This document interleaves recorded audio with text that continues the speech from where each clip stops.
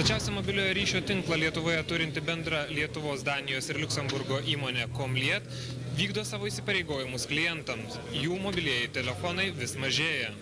Dar prieš pusmetį pristatytas mažiausias Nokijos šeimos atstovas Nokia 550 jau turi savo brolelį, mažesnį telefoną Nokia 540.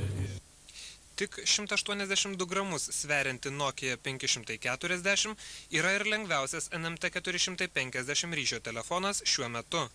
Išvaizdus mažylis yra labai panašus į savo brolį Nokia 550, tik yra kur kas paprastesnio naudojimo ir daugiausia skirtas mobiliojo ryšio naujokams.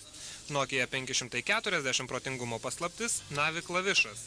Nesvarbu, ką norėtumėte padaryti, reikia tik paspausti Navi klavišą ir viską tuoj pat rasite dideliame, net iki 30 skaitmenų talpinančiame ekrane. O naujasis interfeisas jums padės daug paprasčiau naudotis užrašų knygute.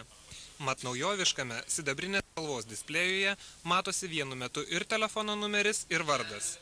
Nors naująją Nokia nebus galima pasinaudoti signalo stiprinimo ir fakso duomenų perdavimo paslaugomis, tačiau ji, kaip ir 550-oji, rodo skambinančiojo numerį, turi laikrodį, be to pokalbio metu galima pakeisti senkantį akumuliatorių, kuriuo beje dabar galima naudotis dar ilgiau.